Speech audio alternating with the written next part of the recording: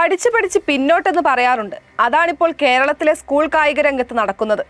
സൂക്ഷ്മ നിരീക്ഷണവും ശാസ്ത്രീയമായ പരിശീലന രീതികളും വഴി ലോകരാജ്യങ്ങളെല്ലാം പുതിയ ഉയരവും വേഗവും ദൂരവും കണ്ടെത്താൻ ദൃഢനിശ്ചയത്തോടെ മുന്നോട്ട് കുതിക്കുമ്പോൾ ഇവിടെ ക്ലോക്കും കലണ്ടറുമെല്ലാം പിറകോട്ട് തിരിച്ചു വെച്ചിരിക്കുകയാണ്. ചെറുപ്പത്തിലെ പിടികൂടുക എന്നത് ചെറുപ്പത്തിലെ പടി അടയ്ക്കുക എന്നായി. സർക്കാരിന്റെ കുറ്റകരമായ അനാസ്ഥ മൂലം കായിക കേരളത്തിന്റെ ഭാവിയാണ് ഇരുളടഞ്ഞിരിക്കുന്നത്. മാത്രവുമല്ല, കുട്ടികളുടെ കായികക്ഷമതയിൽ അങ്ങേയറ്റം ശ്രദ്ധ പുലർത്തേണ്ട ഡിജിറ്റൽ കാലത്ത് ഭാവി തലമുറകളുടെ കായികക്ഷമതയുടെ കടക്കലാണ് നിരുത്തരവാദപരമായ നിലപാട് വഴി കത്തിവെച്ചിരിക്കുന്നത്.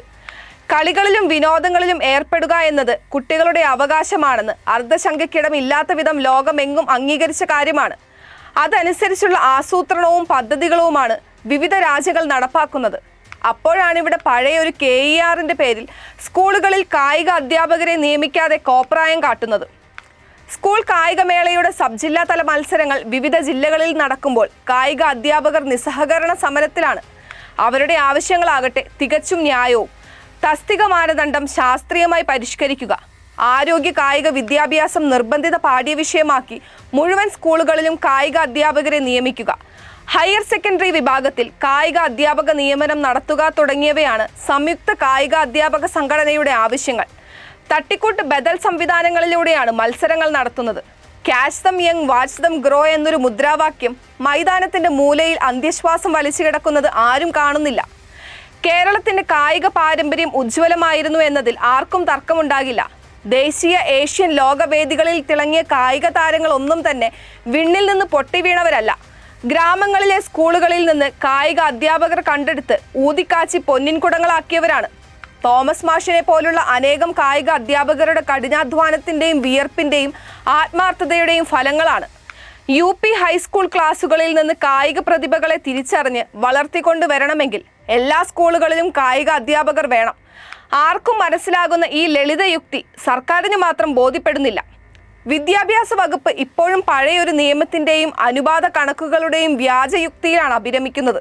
സംസ്ഥാനത്തെ 70% സ്കൂളുകളിൽ കായികാധ്യാപകരില്ലെന്ന് സംഘടനകൾ ചൂണ്ടിക്കാട്ടുന്നു. 500 കുട്ടികൾക്ക് 1 എന്ന കണക്കിലാണ് KER അനുവദിക്കുന്ന നിയമനം. കായിക അധ്യാപകർ സമരം തുടങ്ങിയപ്പോൾ അത് UP സ്കൂളുകളിൽ 300-1 എന്നാക്കി. ഇതുവഴി ഈ വർഷം തസ്തിക നഷ്ടപ്പെടുന്ന അധ്യാപകർക്ക് മാത്രമാണ് പ്രയോജനമെന്ന് സംഘടനകൾ പറയുന്നു. കണ്ണിൽ പൊടിയിടുന്ന മറ്റൊരു തന്ത്രം. അനുപാതം കുറച്ചതുവഴി അധിക തസ്തിക പാടില്ലെന്ന കർശന നിർദ്ദേശവുമുണ്ട്. സീനിയർ അണ്ടർ 19 വിഭാഗത്തിൽ മികച്ച പ്രകടനം നടത്തുന്ന കുട്ടികൾ ഹയർ സെക്കൻഡറിയിൽ നിന്നുള്ളവരാണ്. എന്നാൽ ആ സ്കൂളുകളിൽ കായിക അധ്യാപകരില്ല. കായിക അധ്യാപകരില്ലാത്ത അവസ്ഥയിലും കുറച്ചു കുട്ടികളെങ്കിലും മികവ് കാട്ടുന്നുണ്ടെങ്കിൽ അതിന് കാരണം തികഞ്ഞ ആർജവത്തോടെ പ്രവർത്തിക്കുന്ന ചില അക്കാദമികൾ ഉള്ളതാണ്. കായികമേളയിൽ ജനങ്ങൾ കൂടി, മത്സരങ്ങളും. കുട്ടികളെ പരിശീലിപ്പിക്കാനോ മത്സരങ്ങൾ ശാസ്ത്രീയമായി നടത്താനോ ആളില്ല. സ്പോർട്സിന്റെ സാങ്കേതിക വശങ്ങൾ അറിയാത്തവർ നടത്തുന്ന കായികമേളകൾ ഗുണത്തെക്കാളേറെ ദോഷമാണ് ചെയ്യുക. പുതിയ എത്രയോ ചെറുപ്പക്കാർ ഫിസിക്കൽ എഡ്യൂക്കേഷൻ കോഴ്സുകൾ പഠിച്ച് പുറത്തിറങ്ങുന്നു. അവരുടെ അറിവും കഴിവും സംസ്ഥാനത്തിന് പ്രയോജനപ്പെടാതെ പോവുകയാണ്.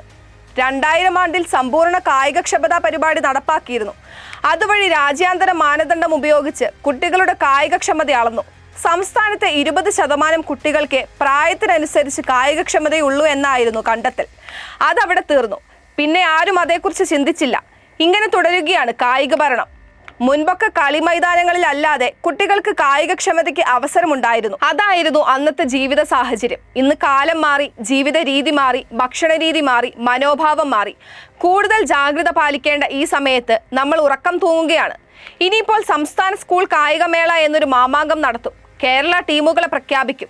ആ കുട്ടികൾ ദേശീയ മത്സരങ്ങളിൽ പങ്കെടുത്ത് മറ്റ് സംസ്ഥാനങ്ങളിലെ കുട്ടികൾ പുതിയ ദൂരവും ഉയരവും വേഗവും വെട്ടിപ്പിടിക്കുന്നത് കണ്ട് അന്തം വിട്ട് തിരിച്ചു പോരും. പഴയ പാണന്മാർ അപ്പോഴും PT ഉഷയെന്നും ഷൈനി വിൽസൺ എന്നും ഒക്കെ പാടി നടക്കും. കോടികൾ മുടക്കി നമ്മൾ ഫുട്ബോൾ ജീനിയസ് മെസ്സിയെ കേരളത്തിൽ കൊണ്ടുവരുന്നു. നല്ലത് തന്നെ. യുവത്വത്തെ ഉണർത്താൻ കിട്ടുന്ന അവസരമൊന്നും നഷ്ടപ്പെടുത്താൻ പാടില്ല. അതേസമയം ഇവിടുത്തെ കായിക രംഗത്തെ സമഗ്ര പുരോഗതിയെക്കുറിച്ചും മേലാളന്മാർ ഇടയ്ക്കൊന്ന് ചിന്തിക്കണം. സർക്കാർ പിടിവാശി ഉപേക്ഷിക്കണം. അനുപാതം നോക്കാതെ എല്ലാ സ്കൂളുകളിലും കായിക അധ്യാപകരെ നിയമിക്കണം. 100 കുട്ടികൾ പഠിക്കുന്ന വിദ്യാലയമാകട്ടെ കായിക വിദ്യാഭ്യാസം ആ കുട്ടികളുടെയും അവകാശമാണ്. KER തടസ്സമാണെങ്കിൽ അത് പരിഷ്കരിക്കണം. തൊട്ടതിനും പിടിച്ചതിനും വിദേശത്തേക്ക് പറക്കാൻ വെമ്പുന്ന ഭരണാധികാരികൾ അവിടങ്ങളിൽ നടക്കുന്നത് കണ്ണു തുറന്ന് കാണണം. കരുത്തരായി വളർന്ന് രാജ്യത്തെ നയിക്കേണ്ട തലമുറയെയാണ് നശിപ്പിക്കുന്നതെന്ന് എല്ലാവരും ചിന്തിക്കണം.